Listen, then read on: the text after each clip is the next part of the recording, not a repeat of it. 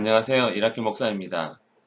하나님께서 모세를 다시 시내산으로 부르신 이유는 이스라엘과 다시 시작하시기 위해서였습니다. 출애굽기 34장 10절에서 17절입니다. 하나님은 다시 시내산에 오른 모세를 대표로 이스라엘과 다시 언약을 세우십니다. 그리고 그 증거로 세상이 알지 못했던 새롭고 놀랍고 두려운 일들을 이스라엘을 위해 행하시고 보이실 것임을 말씀하십니다. 하나님께서 언약의 증거로 행하실 새롭고 놀라운 일은 가나안 땅에 머물고 있는 이방 민족들을 쫓아내는 일입니다. 그렇기에 이스라엘이 하나님 앞에서 행할 일은 딱 한 가지입니다. 그것은 전쟁 준비가 아닙니다. 전쟁은 하나님께서 하실 것입니다. 이스라엘이 행할 일은 바로 하나님의 말씀에 순종하는 일입니다. 특별히 하나님은 이방 민족과 언약을 세우지 말라 하십니다. 왜냐하면 하나님이 아닌 이방 문화와 종교의 영향을 받아 하나님을 멀리할 수 있기 때문입니다. 그래서 하나님은 그들의 신상을 파괴할 것을 명령하십니다. 그 대표적인 우상이 아세라상입니다. 아세라는 다산의 신으로 여기는 당시 가나안 땅에서 가장 많이 섬기는 우상이었습니다.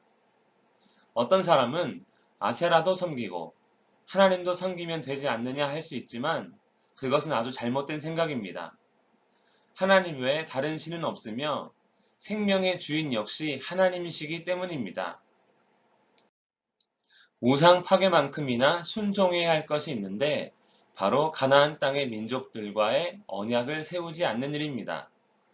그들과 언약, 즉 친분을 쌓고 교제를 하게 되면 자연스레 영향을 받아 하나님이 아닌 우상을 섬길 수 있기 때문입니다. 사실 이것이 성도에게 가장 두려운 일입니다. 자연스럽게 영향을 받기 때문에 죄인지 악인지 구별이 잘 안 됩니다. 우리가 지금 가장 큰 영향을 받고 있는 것은 무엇입니까? 하나님의 말씀이기를 축복합니다. 이방 민족과 언약을 맺지 말라는 이유 중 하나는 결혼 때문입니다. 우상을 섬기는 이방 민족과 혼인을 하게 되면 그 사이에서 태어난 자녀에게 하나님이 아닌 우상에 대한 믿음을 가르칠 수 있기 때문입니다. 당연히 신상들을 만들어서도 안 됩니다. 다시 하나님과 언약을 맺는 이스라엘입니다. 그렇기에 이방 민족과 언약을 맺으면 안 됩니다. 양쪽과 언약을 맺을 수는 없는 것입니다. 우리도 마찬가지입니다. 하나님을 믿기에 세상을 믿어서는 안 됩니다. 하나님과 세상은 함께 섬길 수 없기 때문입니다. 기도하겠습니다. 살아계신 하나님 아버지, 오직 하나님 아버지만을 섬기며 하나님의 말씀만을 따르며 순종하기를 원합니다.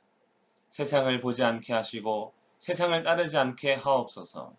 우리를 붙드시기를 원하옵고 예수님의 이름으로 기도합니다. 아멘.